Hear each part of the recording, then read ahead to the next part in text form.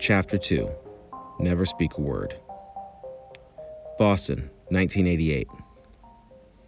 The heat seeped through the walls, lingering like the smell of rotting food.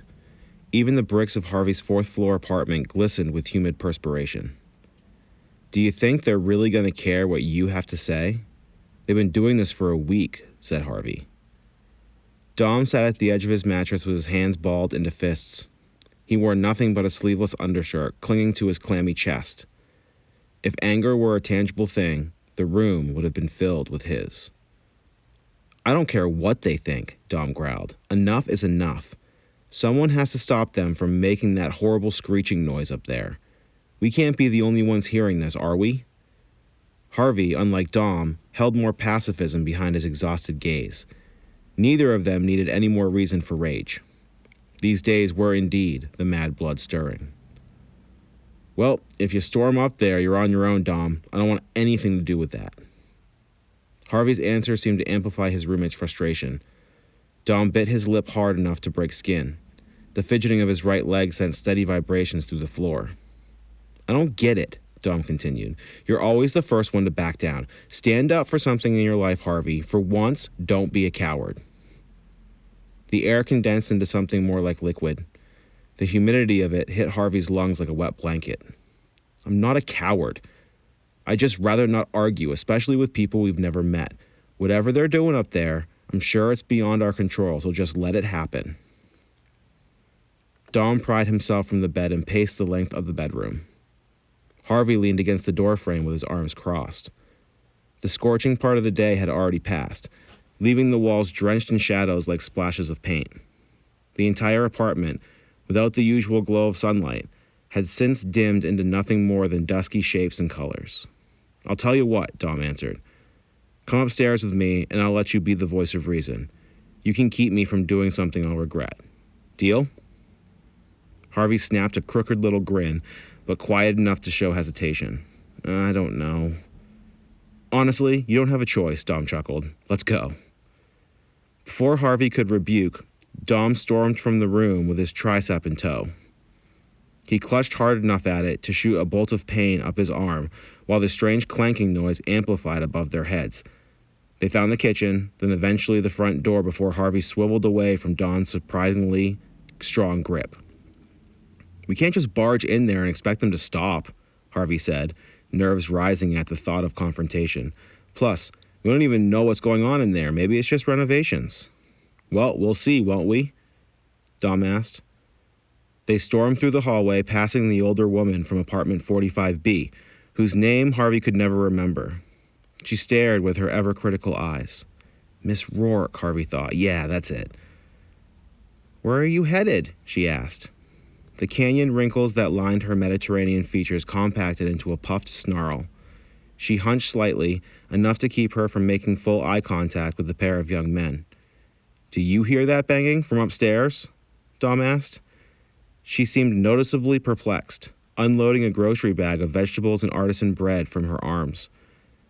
When she began fumbling for her keys, the men wondered if she'd forgotten the question. "I haven't heard anything," she finally answered. "This apartment building's been quiet for 3 decades. The rest of Boston, well, that's a different story, but here, no." Both Harvey and Dom looked at one another, puzzled. "You haven't heard anything?" Dom asked. This was their neighbor. She should be hearing it as loudly as them. She returned her eyes to the fumbling of her apartment keys without an answer. "Let's just go," Dom said. Her hearing must be going. "Is not." Her burst of energy caught them by surprise. "I'm as fit as a fiddle. How dare you mock me? I'll tell you what, your generation—" "What about it?" asked Dom. His antagonizing miffed Harvey more than Miss Rourke's silence. "Dom," he said, "don't be a dick." Miss Rourke caught herself fuming, took a breath, and waddled off into her dark flat. "Damn kids," she grumbled, slamming her door shut. "Grumpy old bag," Dom barked back. But Harvey didn't think so. Age had certainly not been kind to her, but he could tell she was still sharp, acutely so. But then why wasn't she hearing the same scraping as they were, only one door down? "Don't you think it's weird?" Harvey asked. "She's our neighbor and she isn't hearing it. It's a jackhammer falling through our ceiling, for Christ's sake." Dom shuffled into the stairwell and took the first flight 2 stairs at a time. Harvey struggled to keep pace. He answered as he propelled himself to the next floor. "She's losing it," he said. "That's what old people do. I bet she probably watches television with the volume cranked all the way up." Until now, Harvey avoided the kind of sweat a 3-digit heat wave tends to bring. But the brisk climb up the stairs collapsed the dam of his open pores. They gave way to large rolling globs from his forehead to the creases in his face, disappearing into the fabric of his shirt. Dom pushed open the door to the 5th floor. The hall was empty, despite the cacophony of noise pushing from the closest set of apartments to their left. The worn carpet underfoot, tread by countless rubber soles, was battered and flattened, a shell of its original forest green overlay. Lamps mounted across the walls and caught dust in its open cylinders. Their static light pushed from the wall and out into the open air, seeping through frosty glass shields to bathe the hallway in an opaque glow. Slowly, Harvey and Dom scurried into the corridor, scanning the apartment numbers lined vertically across each doorframe. They found 55A and immediately shuddered. The clanking had evolved into something more of a violent scrape, setting Harvey's jaw on edge like a pick breaking apart his inner molars one by one. Dom grimaced through the pain, rubbing his hand across the curve of his jaw as though it helped. "Whatever it is, it's not good," he whispered. "How has no one else complained about this?" Harvey asked. "It's even worse up here." Dom peered around the corridor to the intermittently placed doors, some more maintained than others. He shrugged, inching closer to the source, but paused before knocking. A shrill voice emerged from deep within that caught his attention. He held his ear to the cracked door's seal, listening. "So it's done?" "We found the frequency. It took a while, but it's set now." "So what do we do next?" "First, we take care of the bodies. We don't need another investigation on our hands. This stays quiet. The plan depends on it." "And what about this? We can't just leave it here." "That's exactly what we're going to do.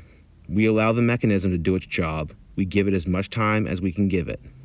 And if we don't have that time, we'll make it. But the truth is, the plan has already taken hold. I matched the frequency. It can't be undone." "How bad will it get?" Pause. "As bad as it needs to be." Dom retreated from the door with his arms still cocked. His eyes grew wider as he met Harvey's. "Do you know what they're talking about?" he whispered. Harvey shook his head, unaware of the conversation within, until it grew louder and more articulated. "Do you have to talk like him, Eris? It's deployed. We get it. Half of Eastern Europe may go up in flames. Is that what you want?" "Of course not. We have to move quickly. If we stay here, it's only a matter of time before our covers are blown.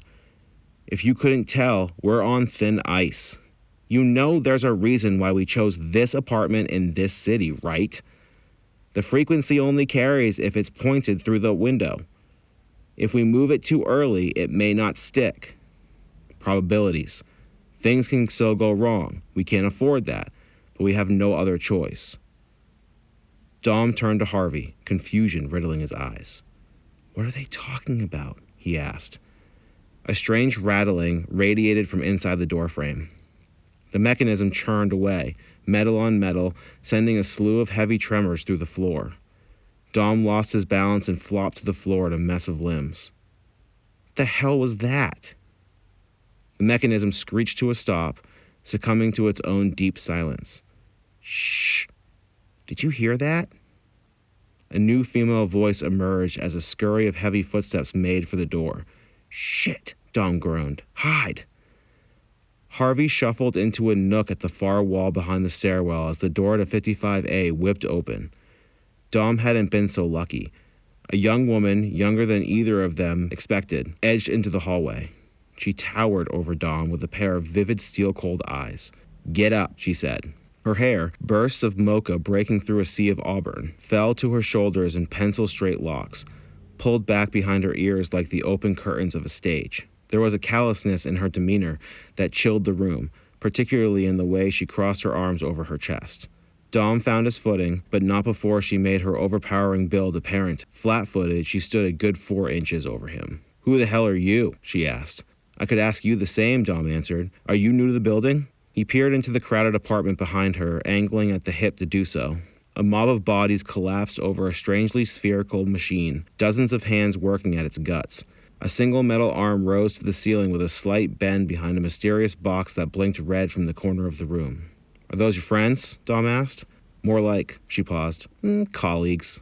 Hands went out over the contraption like tentacles, squirming through the gears and across the metal guides. What does that thing do? Dom asked, besides make such awful noise. The woman paused, uncrossing her arms enough to reach out and take Dom by his sweaty shirt.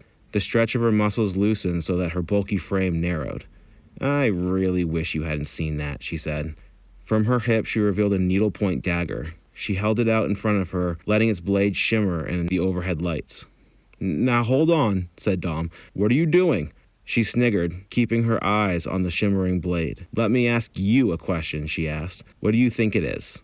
The sarcasm in her voice felt like its own dagger. Dom took a step back, his arms barricading him from the woman's cool stare. This is a joke, right? Dom laughed. Nervous coils ribboned the syllables as they roped from his mouth. You're not really going to use that? She grinned, but it curled across her jaw just enough to come off as slippery. She lifted the weapon to eye level, ever so slightly. Listen, Dom panicked.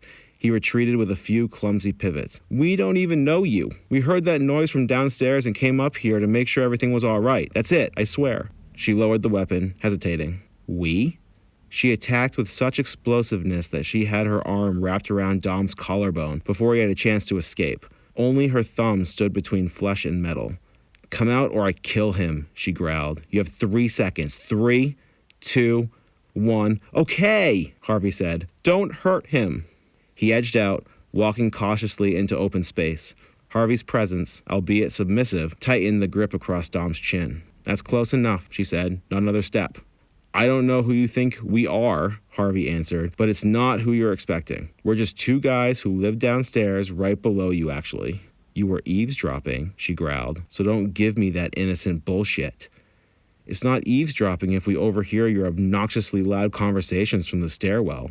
The sarcastic tone in Harvey's voice surprised her enough to force a hollow grin from her otherwise irritated facade. I like you, she said, releasing the blade from Dom's neck to point it in the direction of Harvey.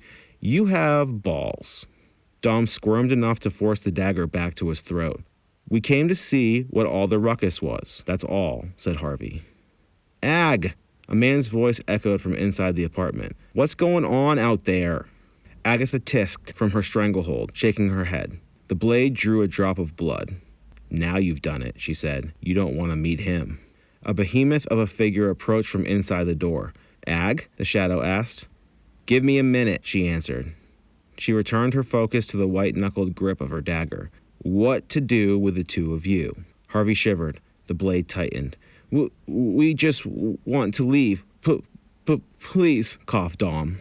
She balked, processing his anxious pleas. Driver's licenses, she said. Now. Harvey frisbeed his plastic card to Agatha's feet. You too, hotshot, she said. No sudden movements. Dom reached into his pocket for his leather wallet and held it over his shoulder. Just take it, he said. There's no cash in there anyway. She flipped through its sleeves until she came across the card, tossing the rest away. Dominic L. Warwick and Harvey M. Divvy, she read. Cute names. She finally released Dom from her stranglehold, pushing him away with her offhand. So you know our names, said Harvey. We get it. Ag acknowledged Harvey's remark with a whisper of a smile, but it faded with the intensity that made her as intimidating as anyone Harvey had ever seen. If you say anything to anyone, and I mean anyone, about me or anything you've seen here, you'll be choking on a mouthful of your own blood before you see me coming. Got it? Neither Harvey nor Dom offered a response. Only a flurry of nods and the occasional whimper. Agatha, a third voice boomed from within. What the hell is taking so long? Coming, she said. As she turned her eyes to Harvey, he noticed a twinkle in them that hadn't been there before. Now comes the fun part. She cocked her arm for momentum, then slipped the blade deep into Dom's lower left side. She closed her eyes and sighed. It was as if she was relishing the moment, enjoying the smattering of blood that had made it to her hands. Dom gasped as she removed the blade. What did you do? Harvey yelled. His heart picked up, a knot of muscle formed in his throat. Relax, she chided, holding the bloody dagger to her eyes. He'll be fine.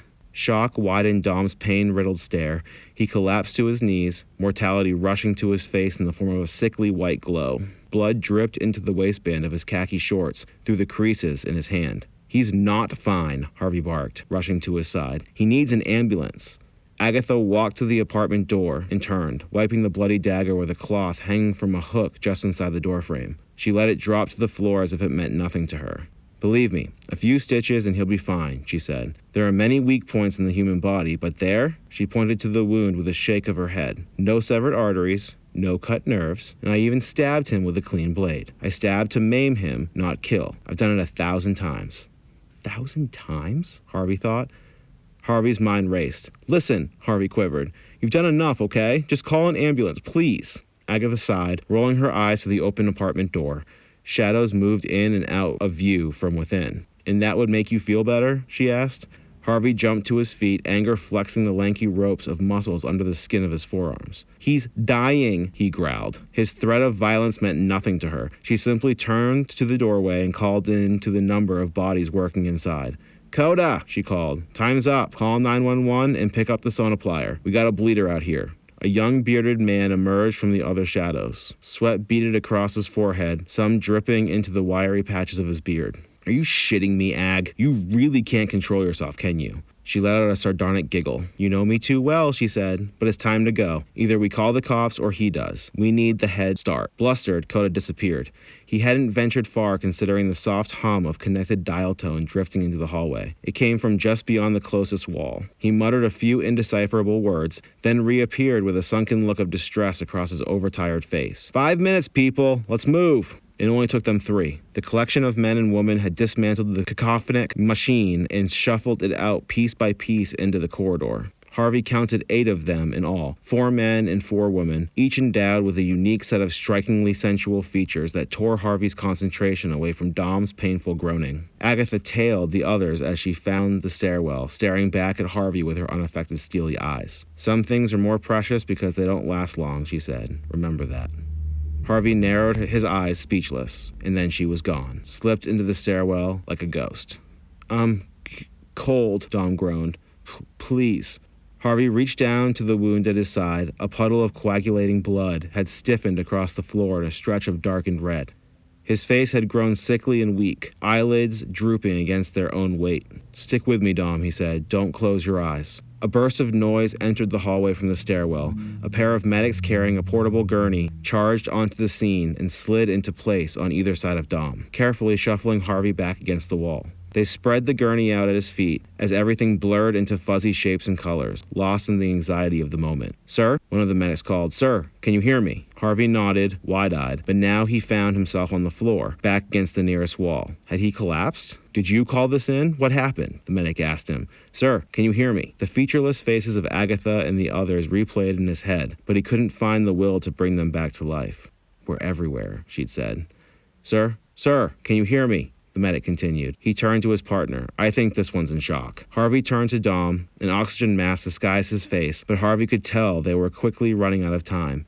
"It was," he stuttered, "an accident. He fell. Is he going to be okay?" He managed to stumble down the stairwell behind the medics and into the ambulance as they lifted Dom's gurney up and into the cabin. Machines beeped and sirens echoed through the city as the ambulance took off. Harvey fell back against the wall into his seat. "Don't worry," said the medic, patting Harvey on the shoulder. "He's stable now. He'll make it." But Harvey knew the real damage had already been done. He knew they would never feel safe again. He smiled with all he could muster, only the hollowest upturn of the corner of his mouth, then drifted his eyes to the window and watched as the city lights turned to stars.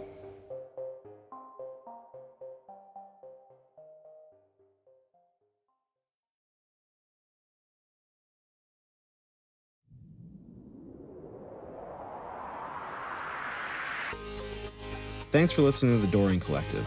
I hope you're enjoying it so far.